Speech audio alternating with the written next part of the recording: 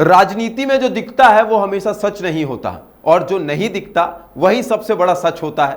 जी हां, नमस्कार दोस्तों, मेरा नाम है पार्थ और आप देख रहे हैं एफएम न्यूज का डिजिटल प्लेटफॉर्म। बिहार की सियासत में अब एक ऐसी मुलाकात का खुलासा हुआ है जिसने पूरे पॉलिटिकल ग्लोरियों में हलचल मचा दी है।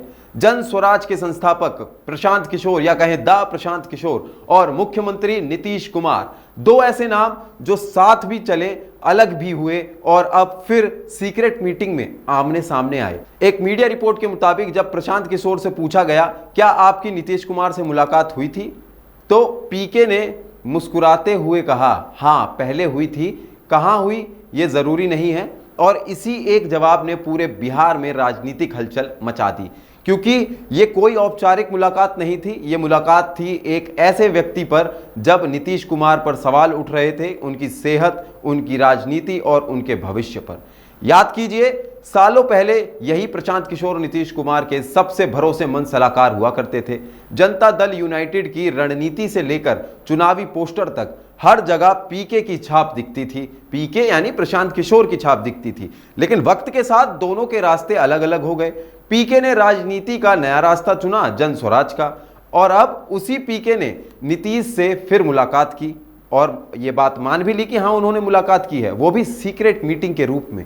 इस मुलाकात की जगह का खुलासा नहीं हुआ है, लेकिन सूत्रों के मुताबिक ये मुलाकात किसी निजी घर में हुई थी जहां सिर्फ नीतीश और पीके आमने सामने थे। ना कोई अफसर, ना कोई पार्टी लीडर, बस दो पुराने साथी एक बार फिर आमने सामने। और वहां प्रशांत किशोर ने नीतीश कुमार को दिया एक सुझाव जो अब सुर्खियों में है। सीएम पद छोड़िए, अपने स्वास्थ्य पर ध्यान दीजिए। पीके ने कहा सर, अब ना अफसर आपकी सुन रहे हैं ना नेता, आपके पास अब कंट्रोल नहीं बचा है, जो बचा है वो भी बर्बाद हो जाएगा।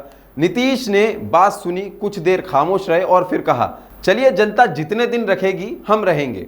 बस इतना ही जनाब था, लेकिन इस एक लाइन में था पूरा दर्द एक थका हुआ नेता और एक बूढ़ा योद्धा जो अब सियासत से ज्यादा वक्त से लड़ रहा है। अब सवाल उठता है, यह मुलाकात सिर्फ कर्टसी मीटिंग थी या आने वाले दिनों की कोई नई पॉलिटिकल चाल? क्या पीके फिर से नीतीश के करीब आ रहे हैं या ये सिर्फ एक मानवीय पहल थी, एक पुराने गुरु के लिए एक चिंता का भाव? और अगर ये चिंता थी तो बिहार की सियासत अब किस मोड़ पर जाएगी? क्योंकि उसी वक्त पीके ने एक और बात कही, भले एनडीए जीते लेकिन नीतीश अगले मुख्यमंत्री नहीं होंगे।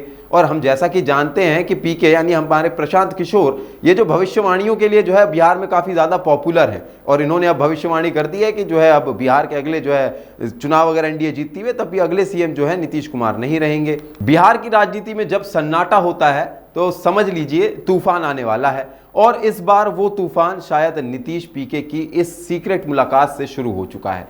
दोनों अब एक बार फिर सुर्खियों में हैं, लेकिन इस बार सवाल सिर्फ एक, क्या ये अतीत की मुलाकात थी या भविष्य की राजनीति की शुरुआत? कहानी अभी खत्म नहीं हुई, क्योंकि बिहार की सियासत में कुछ भी संभव है। हमारी ये रिपोर्ट आपको कैसी लगी हमें कमेंट बॉक्स में जरूर बताएं और ऐसी तमाम जानकारियों के लिए बने रहिए एफएम न्यूज के साथ। नमस्कार।